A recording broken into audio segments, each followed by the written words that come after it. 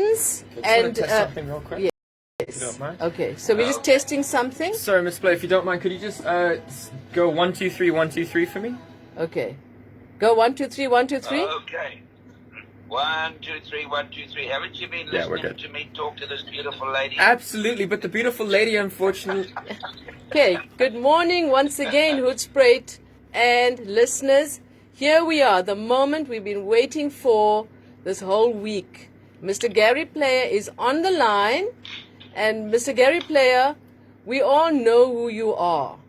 And as I said just before we went on air, it's an honor to call you and be as a person of within South Africa. So I just want to let you know that a lot of people have been very, very excited about this interview. And I am so glad that I am the one that is interviewing you. So without further ado, tell us, where are you in the country at the moment? I'm at my home in Plettenberg Bay, which is an absolute paradise. The beaches, the weather, the people. I don't think there's a better place to live in South Africa than Plettenberg Bay. The beaches are just extraordinary. Restaurants, golf courses. You've got everything you need here. So what a place to actually spend the last X amount of years of your life in. Mm-hmm. Excellent. I'm not planning to go for a long time though. No, sure. We want to actually know what's your secret to life. Well, I think, if you can do 4 things, unfortunately, it's not possible. I don't think 1% of the world can do it, but they're very easy. And that is, number 1, to undereat. Number 2, to make sure you exercise every day. Number 3, to laugh 3 times as much as you laugh. The first thing, when I spoke to you this morning, now I'd never seen you, so I took a liking to you immediately because you have a wonderful smile. Number 4, have unmeasured love in your heart. Now, I bet you do not know anybody that does those 4 things. They're simple, and I got this advice from a man in India, and I practice it all the time. It's not easy to do. But if you want to live a long time, if you want to be happy, if you want to be a champion at sport, business, or a father or a grandfather, you've got to practice. It's not easy. It's hard work. But a lot of people are not prepared to work hard. That's the difficulty. It's a very difficult thing to do that. It sounds easy, but it's not easy. Absolutely. I agree with you completely. And, I try to tell that to my students as well. You got to do good practice every day, and consistency is the key. So you have had 6 children, and you've got 22 grandchildren. You have a beautiful clan. So can you tell us, what is your opinion of children? What is your opinion of children? Well, we also have 2 great-grandchildren. And, right now in my life, I've appeared in front of more people on television around the world than any South African. I've also appeared live in front of people more than any South African. And one of the joys that I do when I appear in front of these people, I always look for children. Because having so many ourselves and great-grandchildren, children, they're still too young to hate. They've still got full of love in their hearts. They don't know the bad things of the world. And so I just love being around children wherever I go in the world, and I see the most beautiful looks on their face. They just look at you and what's the greatest word that exists in our lives, irrespective of where you come from, what your religion is, the greatest word that exists is love. Mm-hmm. Absolutely. And as a great-grandparent, have you seen a difference between being a parent and a grandparent and a great-grandparent? Being a grand obviously is a wonderful thing. And, I would like to tell people, if they are grandparents, don't put things off. You don't have long to go, quite honestly. And so enjoy the time with your grandchildren as much as you can. I still believe in telling them stories. They love to hear stories. Do things with them. Go fishing with them. Even if you're not well and strong, go for a walk and show interest in them. Show them that you are very interested in them. But the big thing for grandparents is to keep your weight down. Weight is what kills people. Weight is what brings on obesity. Obesity kills more people than any disease in the world. So grandparents have a duty to their grandchildren to stay in shape as long as they can, because the influence of a grandparent is extremely high. I remember my grandparents. I tell you, the little time I had with them was a joy of my life, and I still got great stories to tell about them. I wasn't fortunate enough to have my grandparents from my father's side. So you've got to try and do things with them. It's very important. Send them a little gift occasionally, now and then. And there's an old saying that says, "You're always in my mind." There's a song called "You're Always on My Mind." Send them a little card saying, I think of you a lot, even though you're not with them. I mean, I've got 22. I'm continuously phoning them, sending them emails, trying to do things with them. You've got to work at it. It's not, it's not luck.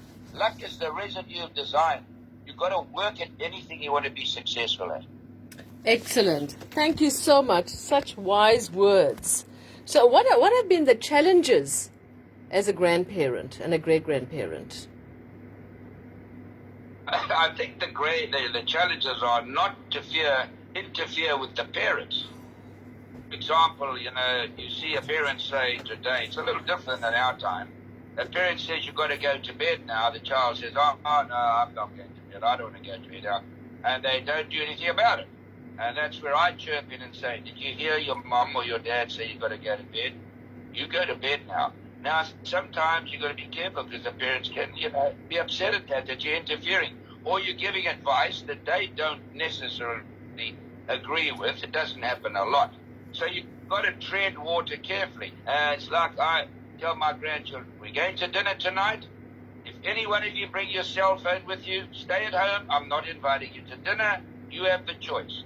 I don't want you to come to a dinner that I'm paying a lot of money for. When you take out 30 people to dinner, it costs you a lot of money."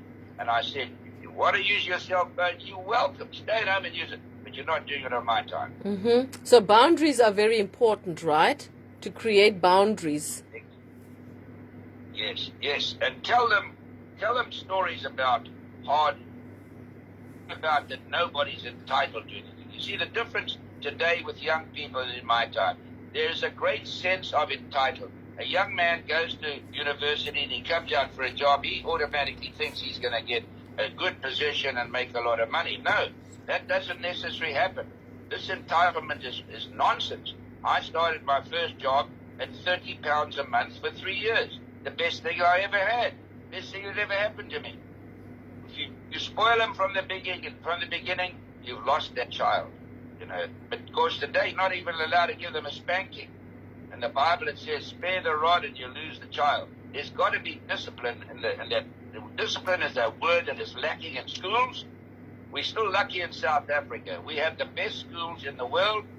But I mean, I look at schools around the world. They come into class, they sit on the desks, they don't listen to the teachers, they don't take their hats off, they shoot teachers. I mean, the world is going nuts. So we're still very lucky in South Africa that we're raising very, very good youth, generally speaking. Yes. No, I agree. I agree with you there. And we need to keep that. We got to keep that core in our culture, in our country. So another question is, how do you find 21st century children how different are they from the past? Do you find that they're different? Well, I tell you, I think Hollywood, in my opinion, has done immense harm to young people. Now, I've got young grandchildren, and now we want to watch a movie. And now you watch the movie, and then every second word is a filthy word. Morally, they deteriorating. So now how do I sit and watch that movie with an 8-year-old daughter? I can't do that. Mm-hmm. So, I mean, I travel around the world, and I sit in airports, and I hear young girls of 14 and 15. I mean, You know, look, I'm not a person who never uses the bad language. I try not to use bad language because Bernard Shaw, the great poet, said anybody who swears a lot has a limited vocabulary. But honestly, it's filthy to listen to them the way they talk without respect.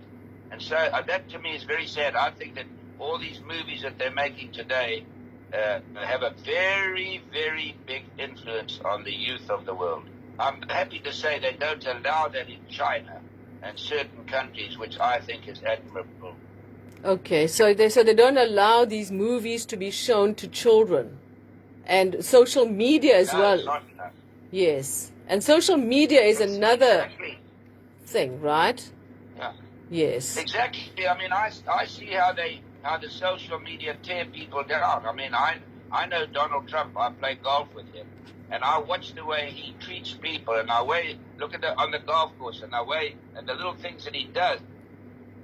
You just tear him down. Look, he's not the greatest diplomat in the world, but neither was the greatest leader that ever lived, Winston Churchill. But I meet people, and they tell you, people talk about people that they, about their opinions on people, but they never met them. They don't know anything about it. And so the social media has a job to do, and certain of them have a job to do, that's to tear you down, and others to build you up. And some of the people they build up are not worth a damn. Mm-hmm. Yes. So what tips, if you had to give like 2 or 3 tips to parents and grandparents, especially grandparents, what would they be? You touched a little bit on it earlier. Yeah, I think I would teach them, they've got a wonderful saying, there are wonderful sayings in the world that we must adhere to. And one of the great sayings is, I think it was Shakespeare that says, manners maketh a man. Teach your grandchild when a lady comes in the room to stand up. Teach your grandchild. I can still see my mother saying, will you please pull your chair out for your auntie? Will you pull the chair out for your grandparent? Teach them to have good respect. Respect is a very important thing. And I don't care what religion you are, whether you're a Muslim, whether you're Christian, whether you're Jewish, whatever you are, a Hindu, whatever it is.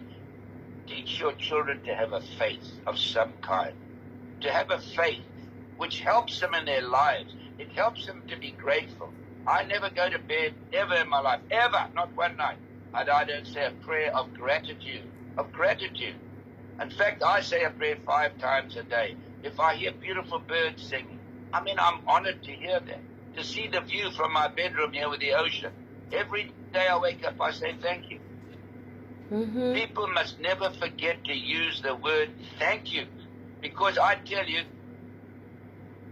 people can see how people live in this world during the wars. Isn't it a tragedy that we got to live in a world with wars, killing people, killing children, and what they do? It's a tragedy. Honestly, these leaders that make decisions for countries to go to war, the power that people are looking for, it's just so sad. So I really come back where if you've got a good faith, I know that one of the things that enabled me to win more golf tournaments than anybody was a strong faith that when I was having difficulties to say thank you, not only when things are going well, when I was playing well and being away from my wife and my family and living in motels and playing in golf tournaments and not playing well and people demonstrating against me because I was a South African, wanting to kill me for 2 years every day, throwing telephone books in my back, ice in my eyes, charging me on the green, policemen sleeping in my house every single night of my life, wanting to kill me. I said, thank you for the difficulties that I'm encountering. It'll do me a lot of good. Don't only be grateful for the good things, be grateful for the bad things, because the bad things will help build a strong character for you and give you a sense of appreciation. Absolutely. So my last question, I know I don't want to take too much of your time, but your last question is, what has been your greatest honor? There's no hesitation, and I've been very fortunate, having been a professional golfer now for 72 years, and as I say, having traveled more miles than any human being ever. The wonderful awards I've had around the world have been fantastic. But the greatest award I've ever had, you see, when you live in South Africa, as I did as a young man, we didn't have the freedom. Now, we didn't go to the extent that the black man had to live in. But we still didn't have freedom. I was not allowed to have the lady who worked in my house. They didn't want her husband. Was not allowed to live on the same premises. Well, I didn't listen to that. I let him come and stay there. And I remember the police coming saying to me, if you don't do this, you'll be in trouble. I said, well, put me in trouble. But by that stage, fortunately, I was winning a lot of big tournaments in the world, and I was prominent in the world. So they weren't going to go and mess around with something as insignificant as that. So you see, I lived and traveled around the world, as I said, people wanting to kill me and demonstrating. I wasn't allowed to play in Japan. I wasn't allowed to play in China. I played in India, Denmark, Sweden, etc., etc., etc. So I experienced what it was not to have freedom. And America gave me the award, which is the biggest award in the world, by the way. They gave me the Medal of Freedom. And that for me, because I sponsored young black golfers overseas in the middle of apartheid, I resigned as president of the PGA because I told guys they had to put 2 black guys on our committee, and they never voted for it, so I resigned. I sponsored golf tournaments out of my own pocket for them. So the freedom is something that I cherish. And if you want to see what freedom means, somebody, if they ever go on a holiday, should go to Normandy in France and see those thousands of graves of young men, of which my brother was one who went to war at 17. He came back. My brother-in-law never came back. These people fought for freedom. But unfortunately, freedom is dying in the world. There's not freedom in China. How much freedom is there in Russia? How much freedom is there in the world today? It's dying quickly. And young people have got to stand up and fight for freedom, because we know what it's like. We know what it's like not to have freedom. So when I got the Medal of Freedom, to me, it was something that meant so much, particularly coming from the most powerful country in the world. You know what? I represented South Africa for 72 years, round the world more than anybody ever. I never got one word of saying, congratulations, we're proud of you. I never traveled on another passport in my life, where if I just had another passport, if I just had dual citizenship, I could have played anywhere in the world, but I wasn't prepared to do it. I don't think I was very wise. I didn't do it, though. And I never got one word of saying, Gary, we are proud of you. That's all. No big fuss. I don't expect a big fuss in life, because I'm just another person. I'm a son of God. I don't expect praise and people to lavish themselves around me at all. I don't like that, in fact. I just like to be a normal human being, but not one word. Even when your dog sits up, you give your dog a pat. Somebody could have said, hey, listen, you know, for representing our country for 72 years, we are proud of you. No. Well, I'd like That's to... part of stuff that I'm used to. Yes. So I'd like to, on the beyond... Go ahead, sorry. You see, I am used to adversity. You see, my life has been a life full of adversity, and I'm very grateful. When I was a young man, I used to... My mother's dead at 9. My father's working on a gold mine. My sister's at boarding school. I had one wonderful young black man called John Chabalala, who used to come in and help me twice a week. But every other night I came home from school, I had to cook my own food, make my own bed, lie in bed every night of my life, crying, wishing I was dead. That's the reason I became a champion. So young people have got to realize adversity is the greatest gift that can be bestowed upon you. It's how you handle it. My wife died 6 months ago. I was married and with my wife for 72 years. Nothing lasts forever. It's how you handle things. Yes, absolutely, absolutely. And we must take every lesson in life to heart. I would like to take it upon myself, and on behalf of all our listeners and South Africans and people in the world, thank you so much for everything that you've given us. Well, thank you, Bonnie, and it's lovely to talk to you, and my love to all your listeners. Thank you so much, and I hope our paths cross again. And I've got another guest here. I hope so. I've got a grandma in the studio. Her name is Lydia Carpenter. She's going to be my guest. And let me tell you, we've been so excited here. And it's been such an honor and privilege to have you on my show. Thank you from my heart. Tell her to move over a little bit so I can see her. There you go. You're a granny. Wow. How can you be a granny at your age? Such a good-looking chick. Thank you for the compliment. You are fantastic, Gary. Fantastic. Oh, thank you. Lovely to talk to you, ladies. God bless you. And God bless South Africa. Bye. Yes, thank you so much. So here you have it, listeners. An amazing interview with our very own Mr. Gary Player. So with that, we are going to take a song break. And when we come back, I'm going to introduce you to a grandmother, Lydia Carpenter. How can I compete? That was